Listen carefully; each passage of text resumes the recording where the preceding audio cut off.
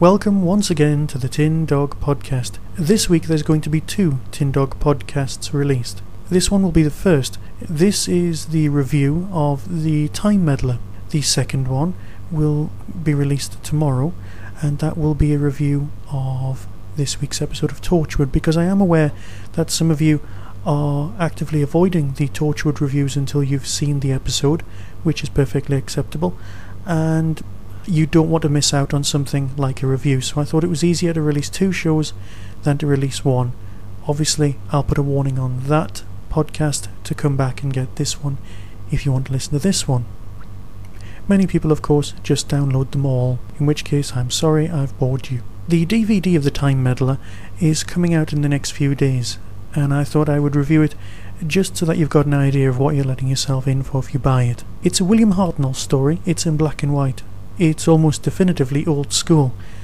It was, I think, the first William Hartnell story that I ever saw, obviously not including The Unearthly Child. And I must admit I was very impressed. I was surprised in 1993 when I first saw it that Peter Purves was actually in it. This is a guy I'd only known from Blue Peter as I was growing up, and even then only vaguely, or perhaps from presenting Crufts.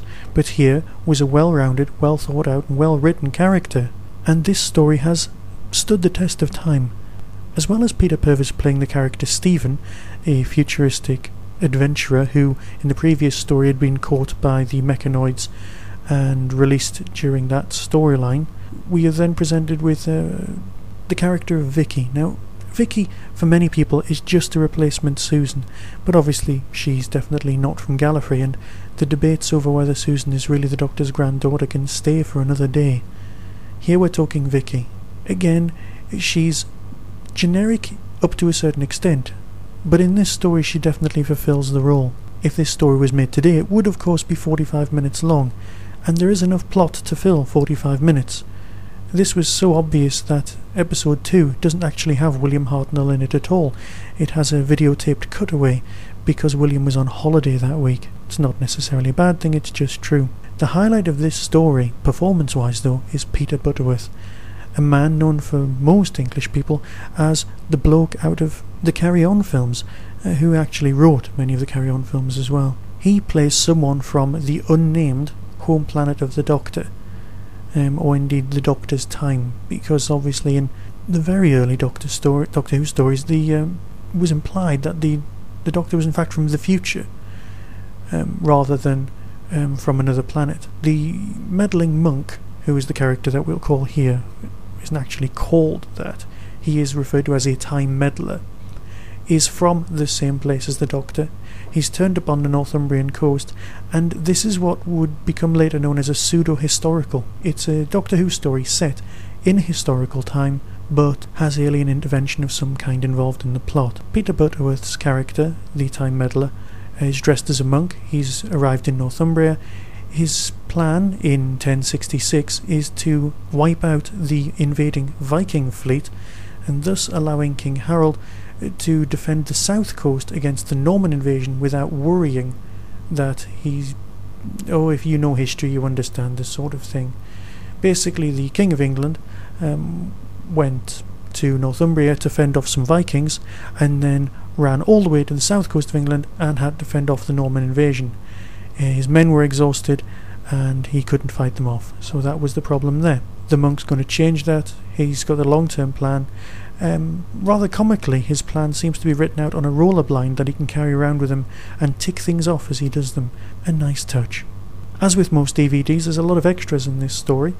You get a very short documentary called Stripped for Action, which is all about the First Doctor's appearances in comics throughout English history at the time, sort of 1966-ish.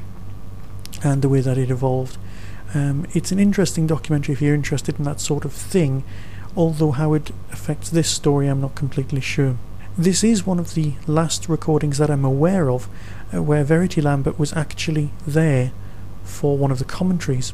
So if you want to know more about Lambert's input to the show, listening to the commentaries in these DVDs is a definite must. Purvis again also is on the commentary, as well as several other important behind the scenes people. The whole disc is dedicated to Verity Lambert's memory, which is as it should be. And of course this also contains Verity Lambert's obituary and some photographs. As a side note, I just want to say that when I was growing up there was a Doctor Who role-playing game, and I used it as a source book for many of the facts. I use facts in a kind of putting little rabbit ears around things kind of a way. One of the so-called facts that was in this book was the meddling monk was an early regeneration of the Master. It just doesn't fit. It's just blatantly not true and not the case. But a lot of people thought that, especially in the early 80s, because he was a Time Lord, he was messing with history. The meddling monk was a meddler. He does appear later on in another story, but that's lost. He also has a TARDIS, very similar to the Doctor's. In fact, they used the same set, they just painted the floor black. And he refers to it as a Mark IV TARDIS, which is 50 years later in the production line. Now, as the old school fans know, the Doctor's TARDIS is a Type 40 TARDIS.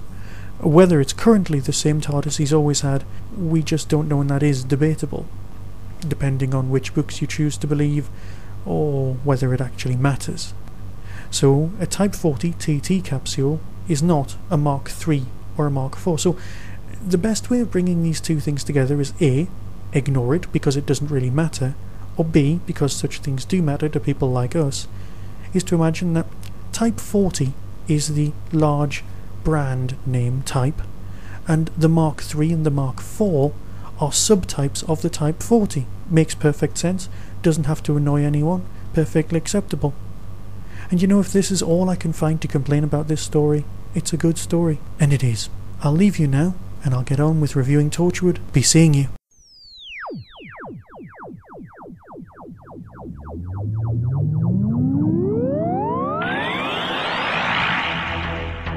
You have been listening to the Tin Dog Podcast. Doctor Who and its associated shows are all trademark of the BBC. No infringement is intended. Contact us at tin-dog@hotmail.co.uk.